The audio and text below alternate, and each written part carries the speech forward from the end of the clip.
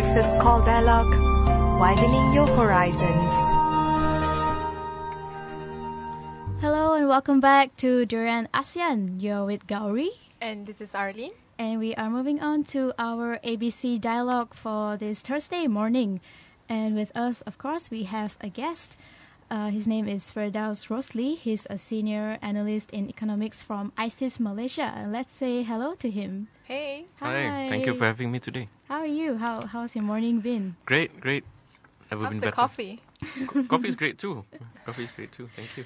So you are here to discuss with us about the TPP and the RCEP, which is the Regional Comprehensive Economic Partnership and the Trans-Pacific Partnership. Mhm. So maybe we can start with a little background to both packs. Okay. First of all, thank you for inviting me today. It's a pleasure for me to be here and to talk about TPP and RCEP, or we can also call it RCEP, as how they like to be known. These two mega trade blocs, if you want to call it, has their own histories on its own. Okay. First of all, before I kick the ball rolling, perhaps I could just have a small disclaimer by saying that all opinions expressed in this interview is purely my personal take and does not reflect that of the government and ISIS Malaysia for that matter. So going back to the discussion today. Let me start with RCEP first because it's much easier and to understand because they are RCEP, as what most people would like to think. RCEP did not originally started from 2011 when Indonesia made that announcement for ASEAN Framework Agreement on Regional Comprehensive Economic Partnership. It started way before that. In fact, it started way back in 1992. Okay. When 6 ASEAN countries formed AFTA in January in Singapore. There were only 6 of us back then, minus the 4 countries. But what's the difference between ASEAN plus and RCEP? Let me get to that. So after the AFTA, and 5 years later, ASEAN formalized the services agreement via AFAS, ASEAN Framework Agreement on Services. And a year later, they went on to the agreement pact among ASEAN countries. And that was in 1998. That was the height of the ASEAN financial crisis, and that also was marked the start of a closer relationship between ASEAN and the 3 East Asian countries, China, Japan, and Korea. So ASEAN went on signing trade agreements with China, Japan, and Korea accordingly. And thereafter, that started the +1 agreement, +1 agreements. And there was an idea mooted by China that maybe the region could have one single trade pact called the EFTA, EAFTA, East Asia Free Trade Agreement. But there is another conflicting, or rather an alternative opinion expressed by Japan to have all 16 countries, including ASEAN dialogue partners, namely Australia, New Zealand, and India, together they will call it a CPR. And because of these conflicting ideas between China and Japan, there were no real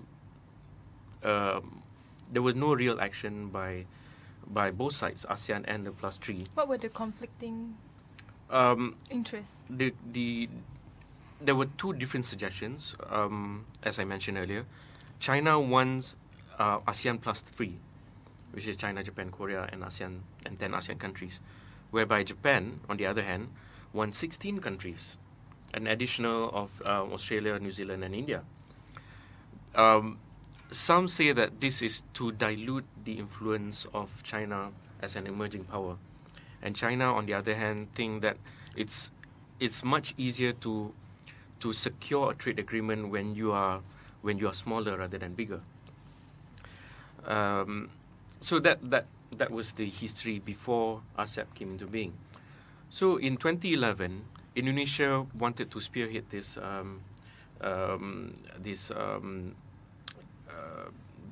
initiative, and So they Indonesia call it RCEP. were really looking forward to this trade agreement. Yes. What about Malaysia at that time? Malaysia, interestingly enough, Malaysia is, of course, part of ASEAN and also part of the TPP. So Indonesia is not part of the TPP. Indonesia is not part of the TPP by choice, because under the TPP there's an open accession clause whereby any APEC countries, all the 21 APEC countries, can join TPP when they feel, or rather when they are ready to do so. So Indonesia thought that perhaps it would be a better idea for them to champion the RCEP rather than being part of the TPP.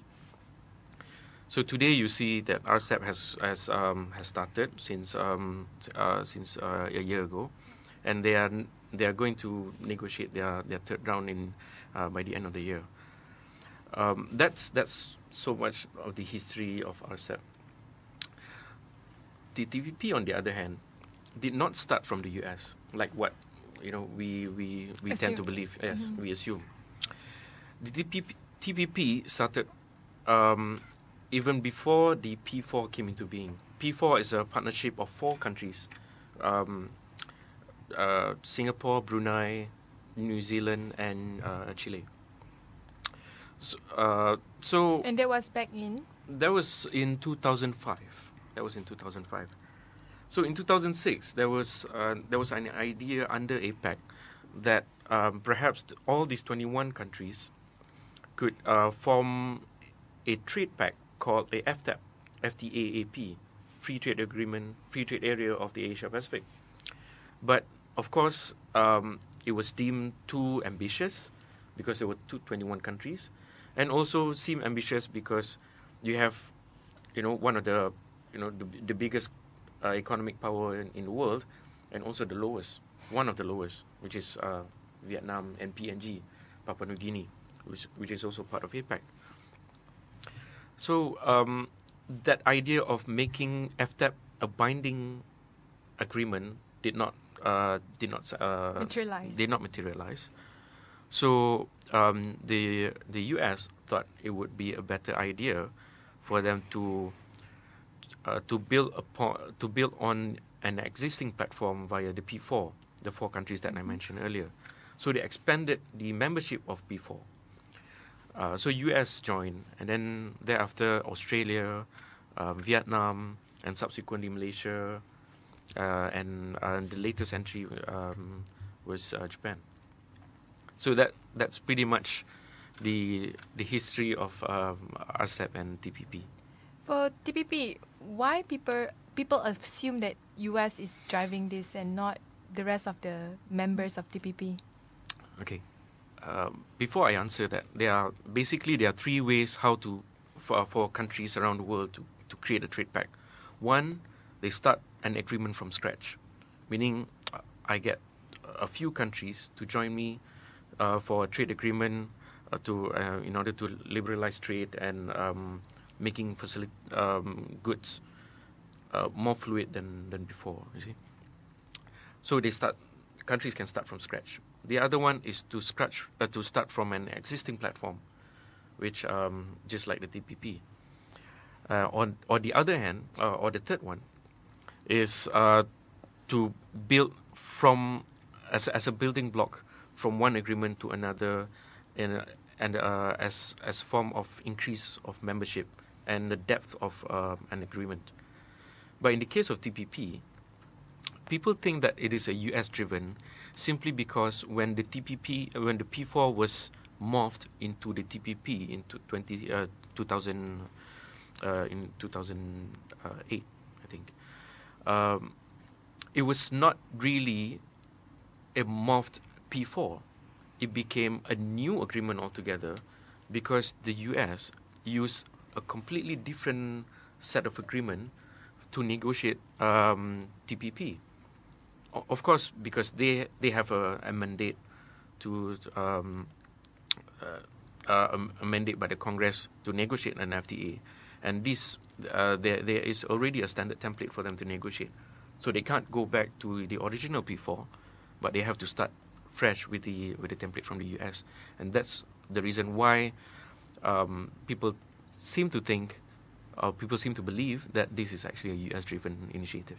Mm-hmm. And these two, what you call trade blocs, probably have a lot in common as much as they are different. So maybe what are their common objectives that they have? These two trade blocs have a similar aim, which is to reduce transaction costs, reduce trade costs between nations.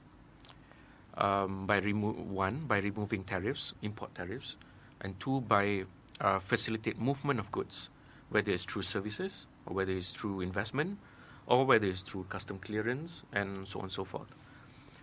So there are common features, which is to reduce costs, transaction costs, and to create some form of supply chain within the club members, if you may. But what's the difference between like a normal bilateral or multilateral between different countries within that region compared to like a mega trade bloc like what we see with TPP and also RCEP? Bilateral agreements are usually very simple to negotiate because it involves just two parties, you and me, that's it. But with a plurilateral or multilateral, there are more than one. There are more than two participants, so there are more to negotiate. And when there are more, there are more hits in the negotiating table. There'll be more position. There'll be more form of negotiation. So it makes things very complex, because each countries have their own priorities, have their own interests to protect. So these things are not only complicated, but it is also time-consuming. Mm-hmm. There were criticism about these trade blocs, and one of it is, if a person wants to do business, let's say a Malaysian that wants to do business in the US, he just do business in the US. Why the need to have all these different multilateral agreements? What's the benefit of this particular business, let's say, is this one Malaysian? With a trade agreement, investors, mostly investors, foreign investors, will have a place for remedy disputes if there is an investment or trade disputes. Without an agreement, they will probably have to go through the domestic channels, and the process might not be in favor of the investor. But with trade agreements, there is some form of comfort that there is another avenue for foreign investors to go to rather than domestic courts. It is not really a good thing if you think about it, because it will undermine our domestic court system. But for foreign investors, that's how they view it, because they want a remedy outside the domestic courts. But it's not necessarily a good thing. And the competition between these two pacts, how would that affect ASEAN?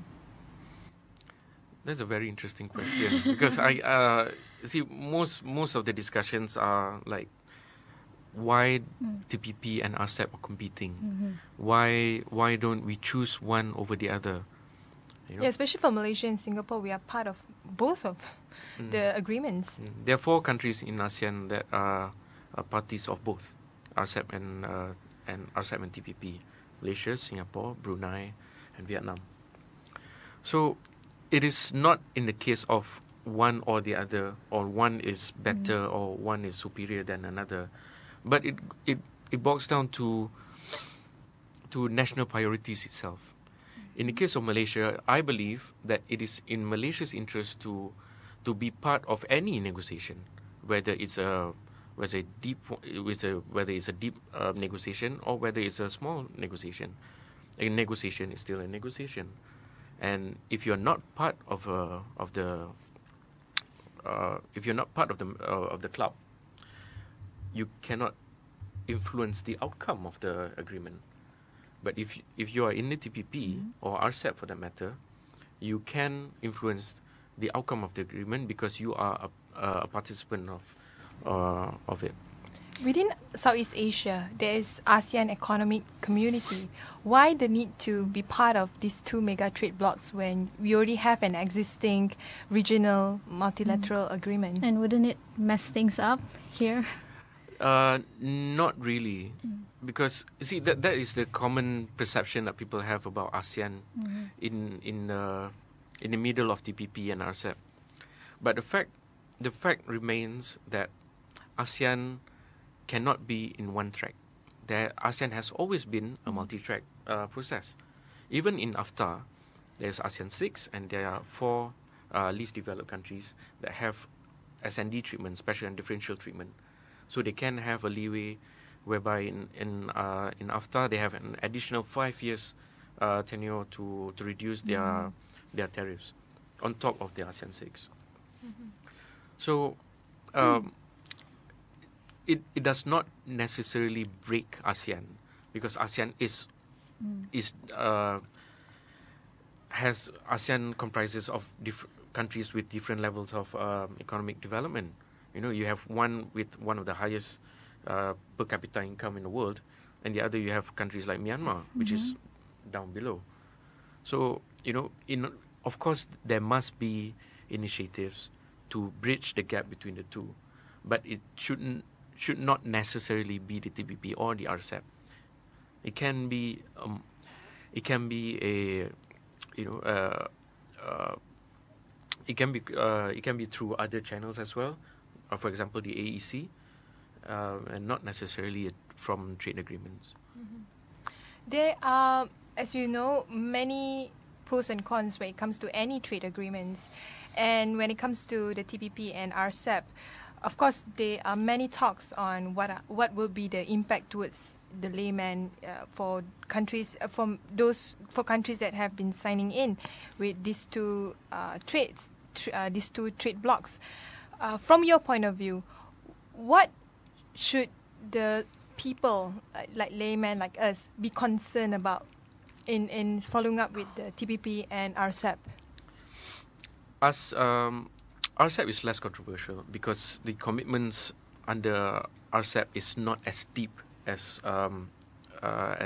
any other as TPP, if I could make that comparison. Of course, RCEP has have beyond trade chapters, beyond trade commitments like intellectual property, government procurement, but the commitments are not as deep as the TPP. So as far as RCEP is concerned, it is more of a consolidation of FTAs, of the +1 FTAs, ASEAN plus all the 6 other FTAs, and merge it into one single platform where countries within this region can use just one document to trade with all the 16 countries, whether it's ASEAN, whether ASEAN to Japan, or whether to Australia to Japan, for that matter. So it's not as controversial as one would imagine. But with the TPP, it's not just about removing the tariffs. It's about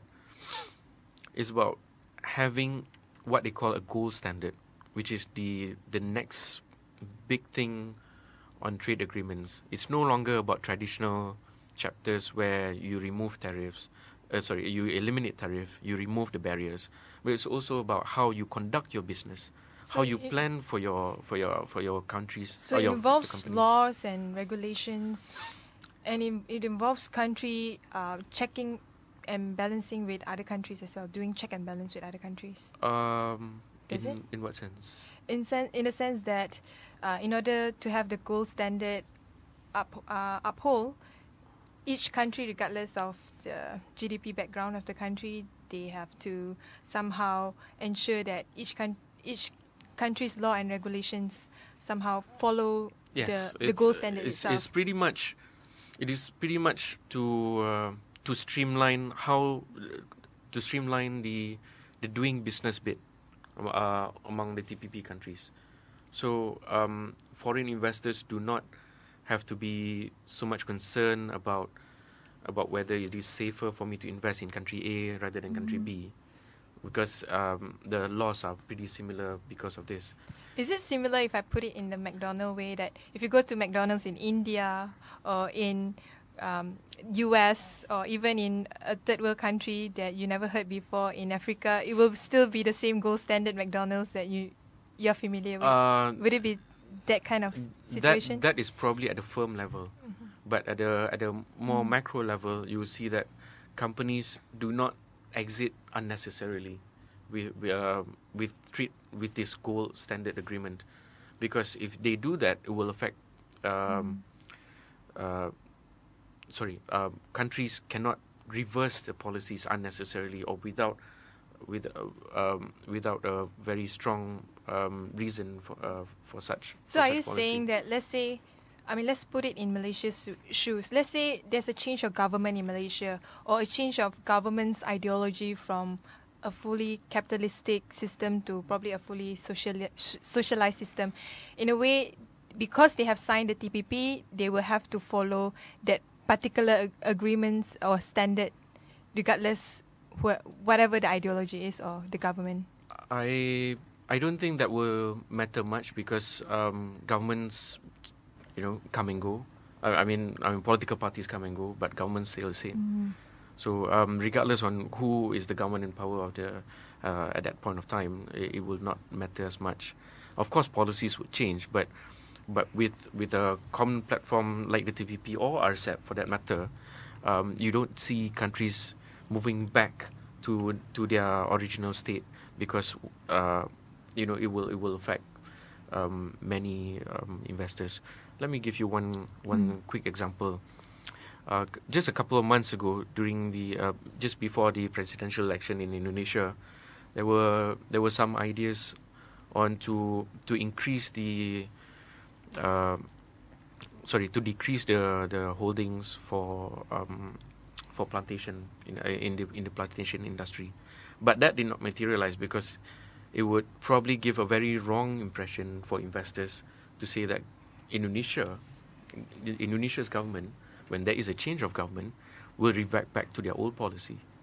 So Indonesia is not part of TPP. They are not. They are part of RCEP, but RCEP is not materialized yet. Maybe next year.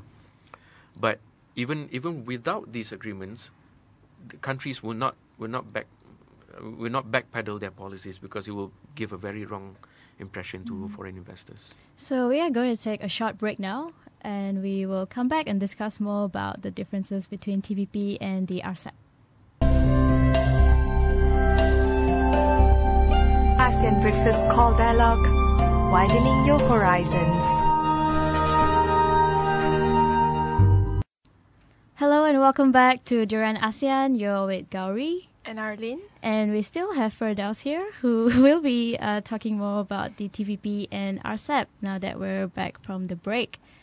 So I have a question about to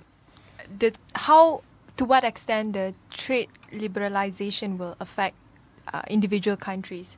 As we all know, certain countries, they have a very fragile or very young SME or local companies functioning. How much of this trade or economic liberalization by the government would impact domestic businesses? As we all know, a lot of these domestic businesses, they might not be on par with international MNC or even international SMEs. And with trade liberalization, they have to up their game in terms of the competition. But when they are so vulnerable and they are so small and they are so limited in terms of their resources and their capability, they might not be able to do that, to be on par with international standard. So my question is, what if the government would prefer to have a protectionist economy? Would they be able to still participate in the trade agreement? Or would it impact, in terms of how the the trade agreement provisions itself and the country's policy? Well, first of all, going against globalization, whether it's through FTAs or any form of globalization, is like going against gravity. You can go against it. It's going to happen whether you like it or not. So globalization is real. It's real and it's happening. And it's expanding with the mega trade bloc. And it's going to get more intense as people pass through borders and goods and services pass through borders more fluidly than before. So it's only going to get more intense than before. So that's one. And secondly, whether it's TPP or whether it's RCEP or whether any trade agreements, the governments still can have their policy space in order to protect their own interests. So if there is any protected sectors, not protected sectors, maybe sectors that need to be nurtured and need time for the governments to build up the capacity of these special groups, governments can do that, and government can of course propose this. There's no clause in the agreement saying that the government cannot do this or you are limited by what I say kind of agreement. There's no such thing. So if there, but the point that we need to know or we need to take out of this is that governments cannot reverse their policy once you liberalize. You can, but it will give a very negative signal to investors, just like what I mentioned earlier. The reason why I asked this because a majority of those who are I'm talking about businesses that are disagreeing with the TPP is because it might affect their revenue, and these people are majority Bumiputra. And as we all know, the Bumiputra rights is enshrined in the constitution and also in the new economic policy. With the TPP, would it override their rights as well? Well, one of the biggest critique of the TPP is the ISDS provision, the Investor State Dispute Settlement, where firms can bring governments to arbitration. So companies can now sue governments with the provision stated under the ISDS. Well, first of all, this is not new because there are other provisions, there are other trade agreements that we have signed have similar ISDS provisions. But the mechanism under the TPP is probably somewhat that is mostly talked about. It's the mechanism that is being questioned. So of course it affects the Bumiputra groups, but also it will also affect non-Bumiputra companies as well, because they do not discriminate whether it's a Bumi company or non-Bumi country, as long as the foreign companies think that their future profits are being affected or will be affected as a result of a reverse in policy or change of policy. This is for both TPP and RCEP, right? Mostly on TPP. Mostly on TPP. Or any introduction of new policy that affects the future profits of these firms, then they can take the government to arbitration. So that is probably the biggest critique of the TPP. So what ASEAN countries are doing in terms of trying to protect its domestic market, but at the same time participating in the globalized market as well? Well, see, in the case of Malaysia, the way I see it is that such provision also exists in the previous US-Malaysia FTA. It's pretty similar, but it was very difficult for us to maneuver back then because we were alone. We were alone. We were alone? Yeah, Why? Because it was just us and the US. But under the TPP, we have like-minded countries who do not want this as much as us. Or maybe there are also some big countries in the TPP believe that it's okay to have ISDS, but the mechanism should be revamped. It's the idea is okay for these big countries but the mechanism should be revamped. But in our case, it's good for us to be part of the TPP, because now that we can influence the outcome of the ISDS. So there are countries like us who do not agree to this, and we should not agree to any of the provisions under the TPP or RCEP that can affect our developing trajectory. What are the importance provision within TPP and RCEP that they are controversial or that people are talking about? Less so with RCEP, I would say, because it's ASEAN centric. ASEAN centrality is there, so it's nothing new. It started off from AFTA and +1, so people can actually somewhat predict the outcome, which is very much consensus based. So we take into account the special and differential treatment of the least developed countries in ASEAN. So that part is okay. But with the TPP,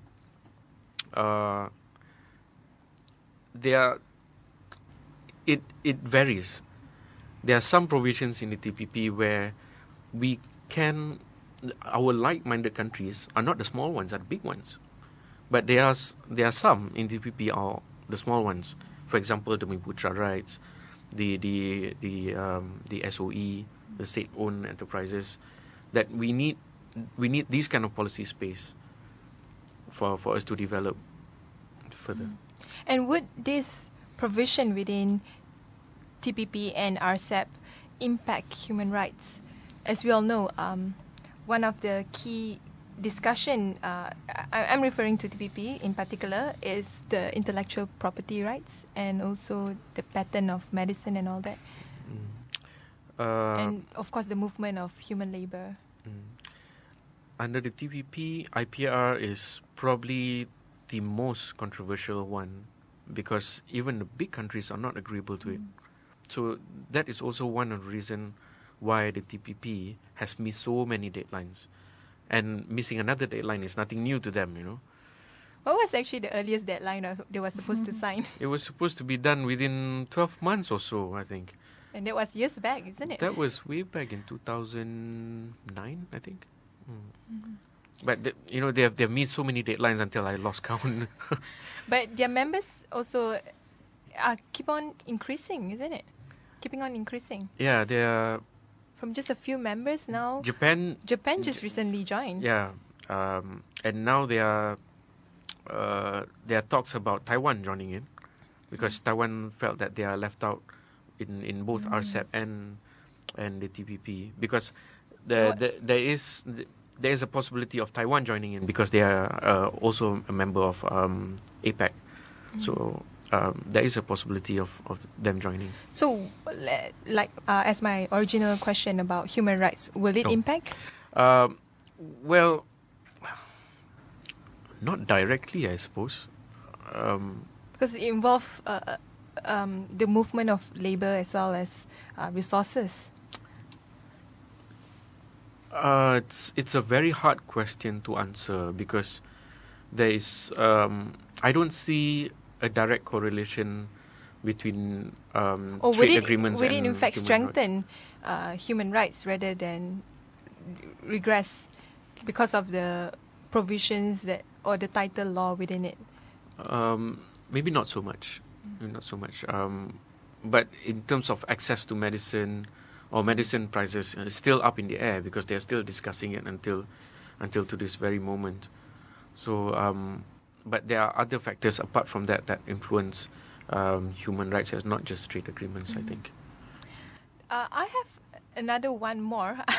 Sorry, this is about Americans' involvement in the trade agreement between the TPP and another one more. They are also having a similar TPP with European countries. How different it is? TTIP, they call it TTIP. TTIP. Well, it's pretty similar, but instead of the US engaging APEC countries, they're now trying to engage the Europe for a trade agreement. It seems like the TTIP is more difficult to conclude than the TPP. Why is that so? Because they are all big boys. So are we all equals, or are we first among equals? So I'm sure there's a lot of competition going on between the TPP and the RCEP. Will that actually encourage the countries, probably in ASEAN, to maybe encourage them to open their markets more, to be more receptive towards new pacts and all? Well, with or without TPP and RCEP, there will be some form of trade agreements that will replace it if these two agreements do not materialize. Because globalization is real. People will try to find ways to integrate with one another. Transaction costs need to be put at a minimum. So if it's not this, then there might be something else. So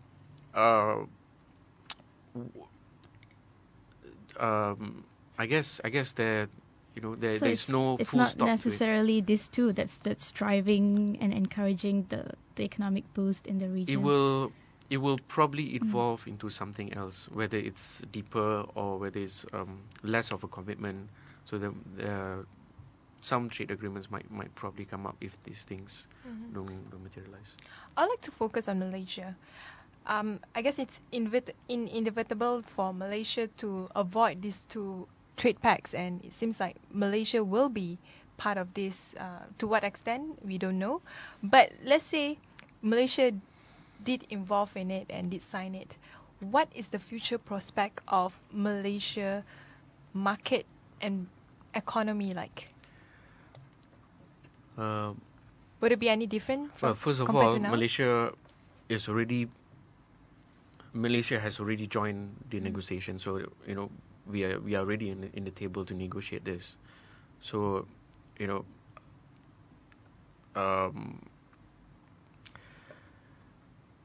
it's pretty hard for me to answer that, because regardless of what trade modeling's out there, it's very difficult for us to anticipate what the country would be, or how the economy would be after the agreement is signed. Because if you look at a lot of the economic analysis out there, all trade agreements they seem to suggest that is pretty much centered on the utilization of FTAs, and whether there's a goodwill effect as a result of these FTAs. So it's subjective, one, and two, still you can still dispute, because it's a trade modeling.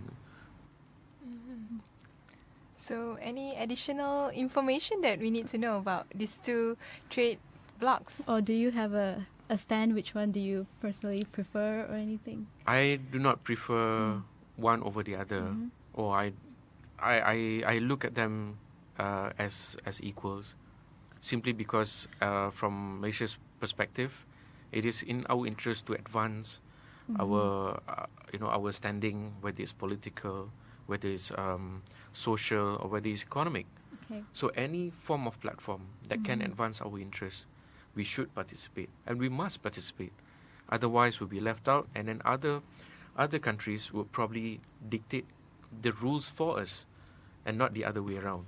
But if there's one concern or one issue that you think the government of Malaysia should look deeper into before signing both trade pacts, what would that be?